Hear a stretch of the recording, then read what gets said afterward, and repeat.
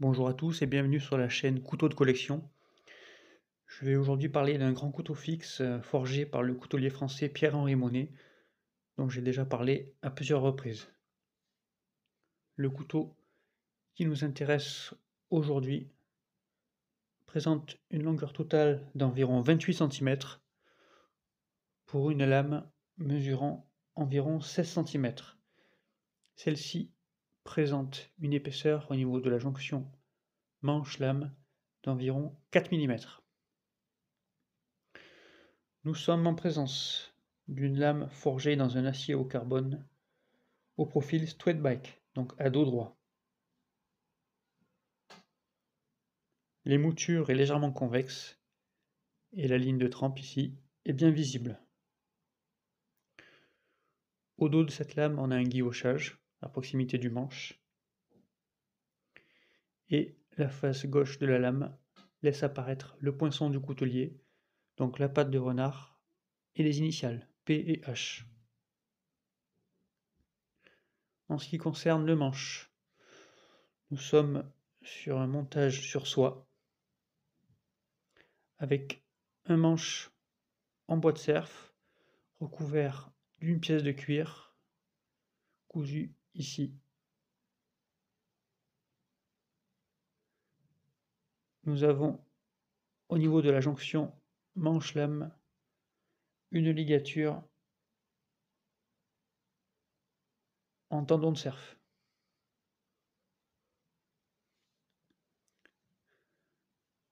Sur l'une des faces, le manche laisse apparaître un quadrillage gravé.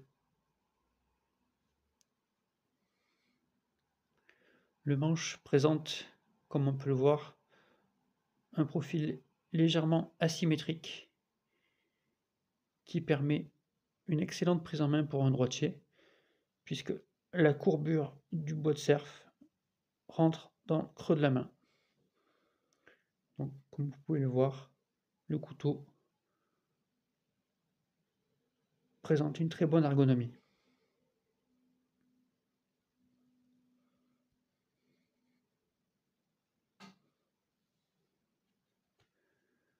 Le couteau est bien sûr accompagné de son étui en cuir cousu à la main. Il présente une languette de rétention qui est prévue pour le port, donc entre la ceinture et la veste, la languette permettant au couteau de ne pas glisser vers le bas. Au départ, je n'étais pas convaincu par ce type de rétention, préférant les passants habituels qui viennent entrer dans la ceinture. J'ai eu l'occasion de tester le port de ce couteau pendant plusieurs jours de marche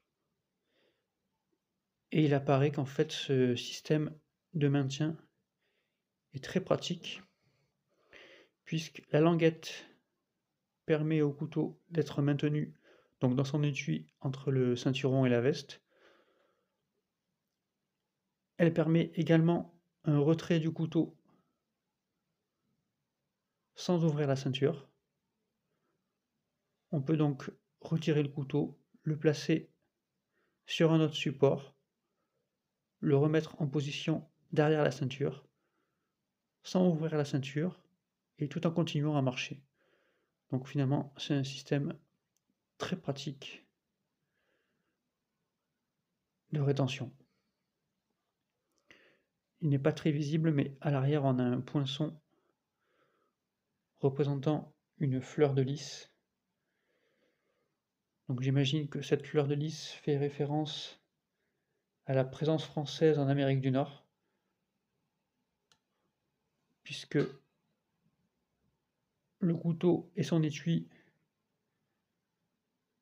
sont clairement dans le style des couteaux utilisés par les coureurs des bois et les trappeurs à la fin du XVIIIe siècle et au début du XIXe siècle en Amérique du Nord.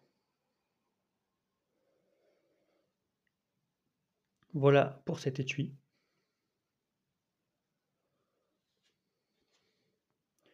Donc avec cette pièce, nous sommes en présence d'un couteau aux dimensions quand même assez respectables, puisqu'on a quand même une lame de 16 cm, mais au poids très contenu, grâce à l'absence de garde, mais également une épaisseur de lame qui reste raisonnable.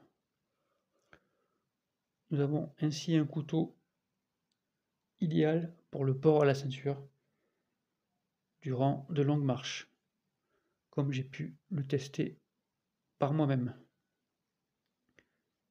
Ce couteau est totalement dans l'esprit des coureurs des bois de l'Amérique du Nord du XVIIIe et du début du XIXe siècle. Voici pour cette très belle pièce. Je vous remercie pour votre attention. À bientôt sur la chaîne.